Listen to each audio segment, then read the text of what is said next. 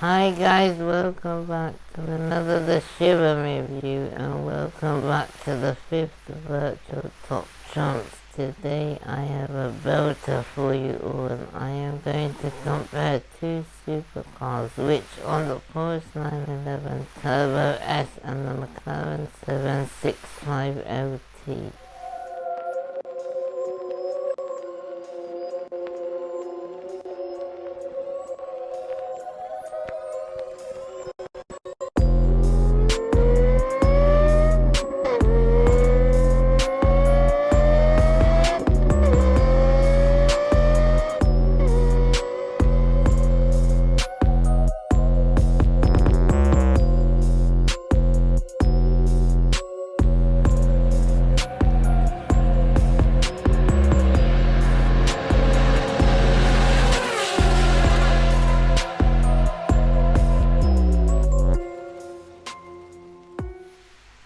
Now I'm going to talk about the pros and cons for the Porsche 911 Turbo S. So the pros for the Porsche are its acceleration and speed, its massive grip and linear handling, its extraordinary comfort and practicality, and the cons for the Porsche are it has lost some classic 911 character, its minimalist gear shifter and its center console is disappointing and the lightweight package is an optional extra. Now I'm going to hand it over to Matt Watson. He is going to show you some fascinating things on the Porsche 911 Turbo S. Let's start off by talking about the engine, and this is the closest you can get to it because it's under there, slung out over the rear axle. It's a 3.7 litre twin turbo flat six with 650 horsepower and 800 newton meters of torque. That's 70 horsepower more and 50 newton meters more than the old Turbo S had. And it drives all four wheels via an 8-speed PDK dual clutch automatic gearbox with launch control. Thankfully, Porsche has given the Turbo S brakes to match its performance. So as standard, you get carbon ceramics, and they're absolutely huge. So at the back, you have 390mm discs gripped by 4 piston calipers. So that's bigger brakes than you get on most cars. At the front, they're actually 420mm discs gripped by 10 piston calipers. They should be strong. Compared to the normal Carrera 4S, the Turbo S's track, which is the distance between the wheels across an axle, is 43mm wider at the back, but here at the front, for some reason, it's 6mm narrower. There's Porsche torque vectoring as standard, so that's effectively an electronically controlled limited slip differential at the back here. And what it does is send power to the rear wheel with the most grip to help slingshot you out of corners. The Turbo S has retuned sport suspension. It comes as standard with adaptive dampers, so you can choose between a firmer and a softer setting. You can also upgrade the car, which this one has, to the optional sport suspension upgrade, which basically just lowers it by 10mm. When you're driving along normally, the car's all-wheel drive system basically sends all the power to the rear wheels. Then when you need some extra grip at the front, it can send 500 newton meters of torque to the front wheels to help pull you out of trouble. The car is fitted with dynamic engine mounts, so when you're just driving along normally, they're kind of fairly loose and relaxed and chilled, so you don't get too many vibrations entering the cabin. But then when you go around a corner, they tighten up to stop the engine moving about all over the place to keep the car nice and precise. There's also active anti-roll bars, which sort of do a similar job with the suspension, so when you're just driving along in a straight line, they're all relaxed and chilled, so it doesn't feel too bumpy. But then when you go around a corner, they kind of like prop the car up and stop it leaning so much, so it's all nice and precise. Again, more precise. It's all about being precise, this car, and then chilled when you need it to be.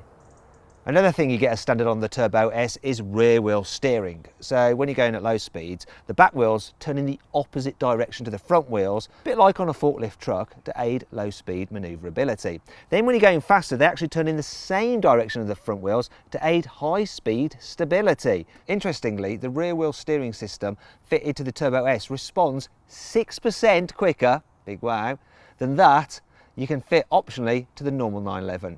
The Turbo S also comes as standard with the new CAT system over there. You can see it operating in the background. See, what you use that for is to prevent any kind of like mice in your garage which could gnaw away at the car's wiring or anything like that. So the CAT system, very, very good. Unfortunately, it's quite expensive if you just have it fitted to the normal 911s, but with the Turbo S you get it as standard. The turbo has a redesigned front bumper compared to the normal 911. All the vents obviously are real. It's a Porsche, they don't do fake vents on Porsches. And it's got these little upturned fins here, which are kind of like the car's turned up its collar to go, hey, you know, what's your problem, mate? Make it look more aggressive, though it still doesn't look as aggressive as the old GT2 RS. The Turbo S has 20-inch alloy wheels at the front and 21 inches at the back. And it has those racing style centre locking nuts as well, which are pretty cool. Also, you might notice this, look, there's this extra side skirt here which kicks out towards the rear, and the obligatory turbo air scoops that are real again. Wait a minute, what's in there? It's got my... Oh! Yeah! No, I'm just joking. Here at the back, the Turbo S's body is actually 8mm wider, just that much, across its rear haunches to give it a bit more presence. Also, the spoiler is visible rather than the pop-out version you get on the normal Carreras, though this does pop up further when you're going faster at speed. It also has a visible horizontal brake light rather than the vertical ones, which are worked into the engine cover on the normal car. The rear bumper is reworked as well, so you've got some bigger air vents at the side, and you've got your Turbo S badging there. Also, the number plate has been moved from there on the normal car to here. Reason being, there's some more vents here which feed air for the engine. I actually prefer the location of that number plate than having it lower down. Here on the inside, the Turbo S's cabin is pretty much identical to the normal 911s. So you've got a really nicely laid out, sporty feeling, high quality cabin with a brilliant driving position. The central infotainment system is pretty decent, and you've got one analog dial in the middle for the rev counter, flanked by two little digital screens each side, which is pretty cool. But on the Turbo S, you have a little picture of the actual Turbo S car there with its protruding rear wing and wider haunches, and it says 911 Turbo S on here as well as on the central rev counter. And you also have 911 Turbo S on the aluminium sill plates. The steering wheel also has a dead ahead marker as well, and the Turbo S gets the upgraded extended leather, so you get leather on the dash and on the doors, and you get extra silver trim on the door handles and down the sides of the doors. You also get 18-way electrical sport seats, oh yeah, lots of adjustment that is, instead of the normal 4-way electrical adjustment of the standard car. And it also has Turbo S embossed on the headrest, and that's pretty much your lot.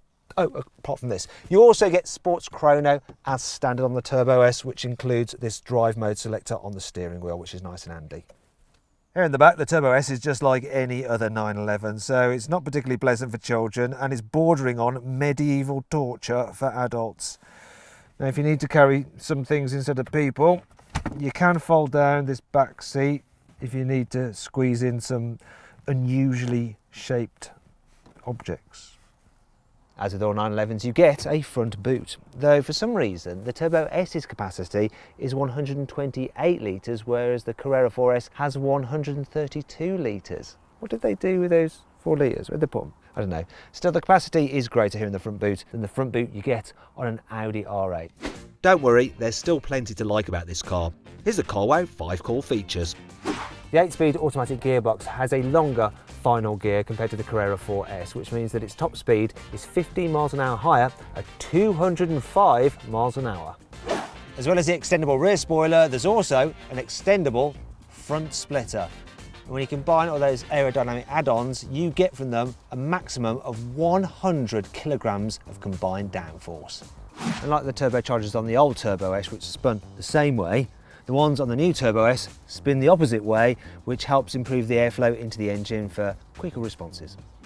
The stitching pattern on the seats and the doors mimics that of the original 911 Turbo, the 930 from the 70s. Das ist retro, ja? If you're worried about scraping your car's nose on speed bumps and stuff like that, don't worry, you can pay £1,700 for a front axle lift. There, raise it up a bit. Finally, let's talk about the price. So the Porsche 911 Turbo S starts from £156,000, and as standard you get Porch Matrix LED headlights, a reversing camera, which believe it or not isn't standard on the normal 911, an upgraded Bose stereo, and metallic paint. Yes, you get that standard, not just a flat colour, which is good. This car does have a few options fitted to it, such as night vision and that sports exhaust and blah blah blah blah blah. As a result, this one costs £167,000. Wow, that car is amazing. No wonder it's called the talk of the devil. Now I'm going to talk about the pros and cons for the McLaren 765 LT. So the pros for the McLaren are its ferocious speed, its intense driving experience, and its sensational looks. And the cons for the McLaren are it's not as biddable and flattering as previous McLaren LTs, and also it's got some reliability issues and the technology is outdated. Now I'm going to hand it over to Matt Watson. He's going to show you some fascinating things on the McLaren 765 LT, so over to you. There are 6 major elements which make up a McLaren long-tail car. I'm going to talk you through all of them. The first one is aerodynamics. So the name long-tail means the car is longer than before, and part of that is at the front. So it's actually 48 millimeters longer here at the front because this nose is more pointy. You've got this extended front splitter here. In fact, the whole front of the car has been redesigned for improved aero. Even the eye sockets are a little bit more closed, like it's scowling, but that improves the aero as well. One of the most noticeable changes on the 765 are those vents on the wheel arches. When the wheels are spinning, they create quite a lot of turbulent air and it gets trapped in the wheel well and creates a lift. So those vents lets that turbulent air out, which is good. Also, you get some new door blades here. These help smooth the air down the side of the car to reduce drag. And then you have these side skirts as well, which then feed air into this new scoop to help cool the engine. Here at the back, you've got a new rear bumper, a new extended rear diffuser, which helps reduce turbulence and improve aerodynamics. And the back end of this car actually sticks out 9 millimeters more than that of the 720S, so it's increased slightly. Though it is funny that they call it a long tail. Yeah, it's actually the front which has been extended further, but hey. Anyway, there's a tail, haha, to tell about these bits here that have been added on. Now what they do is square off the back end of the car. Apparently, the car's aero will be better if the back end was completely square, but the engineers say that while they'd like to do that, it wouldn't look so aesthetically pleasing. And this is a real nice rear end, isn't it? Especially with this extra mesh they've fitted to the car here, which all helps improve cooling and airflow. And then there's the wing. It's 20% larger than on the 720S. In fact, it's so large, they've had to put a little cutout in it there so that when it's sticking up, you can still see out of your rear view mirror. See you've just overtaken. Also, this wing sticks up even further when you're in normal racing mode. And combined with all the other aero stuff, it helps provide 200 kilos of downforce at 150 miles an hour, which is 25% more downforce than you get on the 720S. The second key feature of the McLaren long-tail car is reduced weight. So the 765 LT gets carbon fibre racing seats, and they're the ones that you get in the Senna, though they do have a unique pattern for this car, and they save 18 kilos. The ultra lightweight forged alloy wheels with titanium bolts save 22 kilos overall. The glass for the windscreen and the side windows is slightly thinner, and at the back here, that's polycarbonate. Yeah, it sounds cheap, but it's actually expensive, and it saves in total that 6 kilos. A further 2.5 kilos has been saved by building this central tunnel and the door cards out of carbon fibre and getting rid of the normal door pockets and replacing them with this elasticated pouch. There's a full titanium exhaust system which saves 3.8 kilos. Now McLaren could actually have just made it as a single piece exhaust, but they've given it 4 individual exhaust pipes because apparently that improves the sound, but I'll be the judge of that in a bit. Anyway, moving on. Wait a minute, there's no floor carpets in here. What kind of poverty spec is this? Oh, I know, it saves 2.4 kilos. All the new body panels, whether they look carbon fibre or not, are indeed carbon fibre. And that, combined with the special meshing at the back of the car, helps save 14.3 kilograms. McLaren has used little helper springs in the suspension, which help reduce the weight by a further 1.5 kilos. The car also gets a lightweight lithium-ion battery, which saves a further 3 kilos. I don't know what it is with front boots, but I just can't resist getting into them. Deletion of the audio system saves 1.5 kilos, and if you remove the air conditioning, that saves 10 kilos. Though if you're a wuss, you can actually have them put back in. Sadly, some weight has been added back to the car with upgraded brakes and a high pressure fuel pump. They add 5 kilograms in total, but still overall the total saving is 80 kilos over a standard 720S, which is actually more weight than me. So it's a big deal. The third feature of a McLaren Longtail is power. So this has a 4-litre twin-turbo V8 that's been tuned to 765 horsepower and 800 Newton meters of torque. So more powerful and has more torque than the normal 720. It's got forged pistons, loads of stuff done to it, but you don't want to know about that. Let's just see how well it launches. We're in launch mode, full throttle, boost building, boost is ready, release brake. Off we go. Oh, some more traction. Oh, mate, and there in second and third. This thing is just flying. My God. Oh. Wow. Well, that was certainly very, very quick. Traction was a bit of an issue. The surface is a little bit damp, but once this thing hooked up, you could just see the numbers on the speedo just taking off. Another thing to point out is that it actually has a shorter final drive than the normal 720, which helps with the acceleration, and it's got a closer ratio gearbox as well. Now we come to the fourth key feature of a McLaren Longtail car, and that is exclusivity, and I can keep this pretty short and sweet. You see, with a starting price of £280,000, it's already going to be pretty exclusive. But the fact is, McLaren will only make 765 of them, so one for every horsepower the engine produces. If you want to make your 765 LT even more exclusive, you can take it to the guys at McLaren Special Operations and go for this full exposed carbon. Look at this, it's absolutely gorgeous. Now the car's body panels are carbon anyway, so why are you paying extra to just have it exposed? And quite a lot extra, so for this, you're gonna have to spend an extra £100,000 over the normal 280 grand, the car's starting price. The reason why you're paying that is because when the car's painted, you can't see the weave, and they can just put any old weave of carbon on there. It's still just as strong, it just doesn't look as good. But when you're looking at it, they have to line up the weave to make it look as good as possible, and they've done that. And it's absolutely exquisite. Oh, I'd like that very much. If you're wondering why I'm wearing a mask, it's so that I don't infect this car, because it's just so special. The fifth key feature of a McLaren Longtail is track focus dynamics. Let's start off with the brakes. So you get the monoblock 6-piston calipers from the centre, and they have a special little vent on them which sends air across the front and round the back to cool the pads. Obviously you get carbon ceramic discs as standard, but if you pay extra you can get the discs off the centre. So they take 6 months to make. 4 months of that, they are in an oven at 1,000 degrees to help them cure. As a result, they can resist fade by up to 4 times as much as normal carbon ceramic disc brakes. The steering system has a quicker ratio with a stiffer torsion bar for improved responsiveness. The car suspension system has been reworked, so the active dampers and active anti-roll system has been recalibrated. You've got stiffer springs all round. At the front it rides 5mm low to the ground. The track is also wider by 6mm here at the front, and all that helps improve the grip, as does the fact you now get Pirelli Trofeo R tyres as standard. Last but by no means least is the fact that this larger rear wing gives it even more of an air brake effect. But what do all these upgrades actually translate to out on the track? Well, yeah, that car is amazing. That's why it's called the Widowmaker. Now it's time to feel the need for speed and get ready for the driving experience.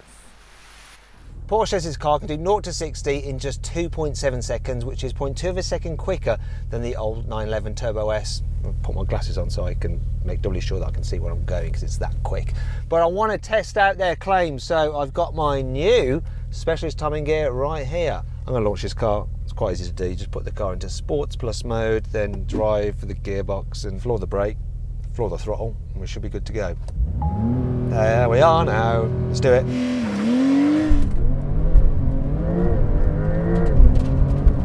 Crikey. Oh,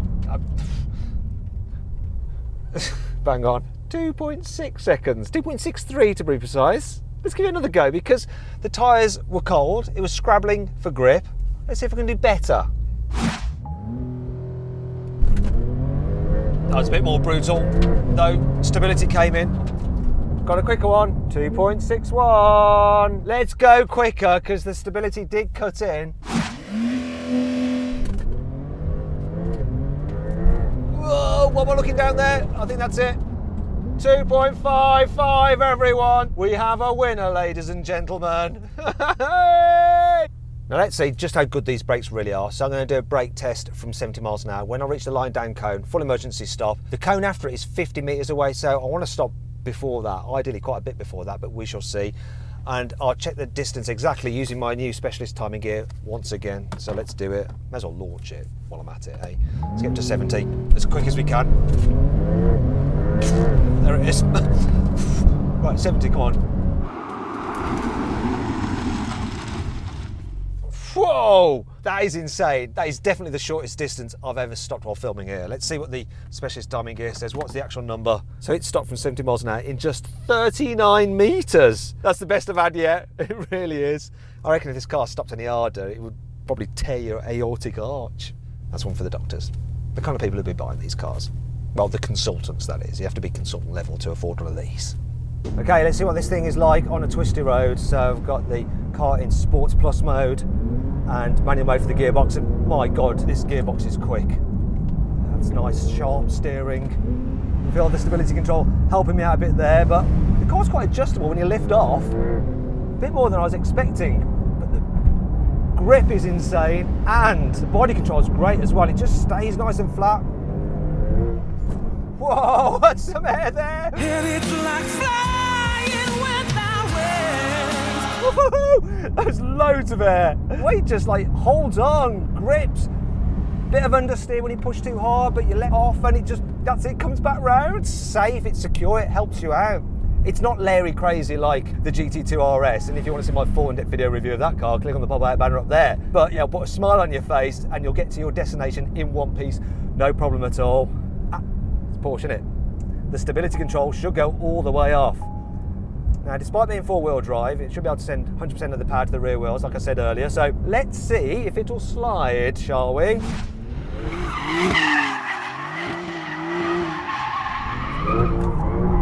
definitely will.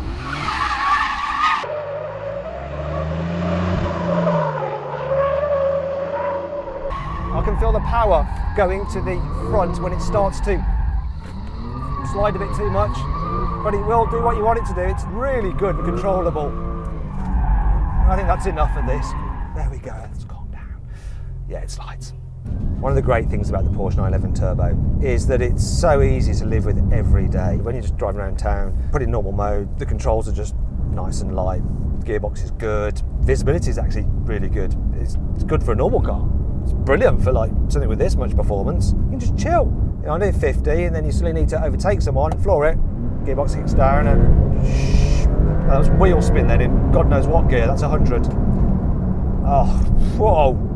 And then it just wakes up again and it's utterly barking mad. Actually, let's see what the in-gear acceleration is like from 40 miles an hour in fourth gear. Bit of turbo lag, now it's on boost and it's just flying, it's flying. And that's 100. Now you might see a speed sign saying 70, don't worry, this is a closed road, you can do 100, and this thing can do 100, like, no problem. Let's put it back into just relaxing automatic mode and chill a bit. Now I am chilling, I do notice two problems with the car. Those back tyres, they're so huge, you get so much road noise from them. It's 50 miles an hour and it's quite annoying. And when you get a bit quicker, I can just hear the wind whistling through there a little bit. The standout feature though is the suspension. When it's just in normal mode, it's absolutely fine over bumps. Anyway, that's enough of that. Let's have some more fun again.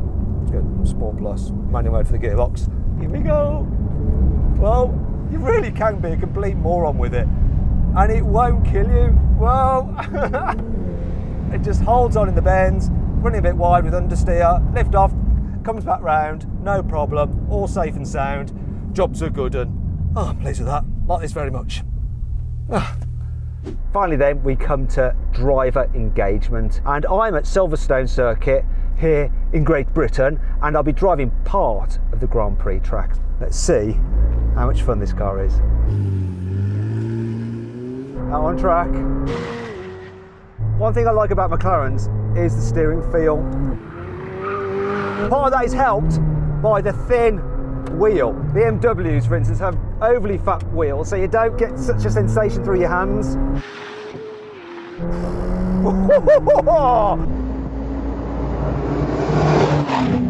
This thing shifts like crazy, but it doesn't just shift well. These brakes are immense. Tightens the car beautifully. You really do feel exactly what's going on through your bottom. And you can adjust it if you get it wrong. It's very adjustable. Got to stay brave here. Yes. The punch from the engine really does stand out, and you always just seem to be on boost. That must be something to do with the fact that you're, whoa! Nice slide there. You've got a lower final drive, gearing's shorter, and the ratios are closer than in the normal 720S. So you really do notice that. Means that when you're going through corners, you're actually in a higher gear than you'd otherwise normally be in. Oh, the traction out of the turns is so good.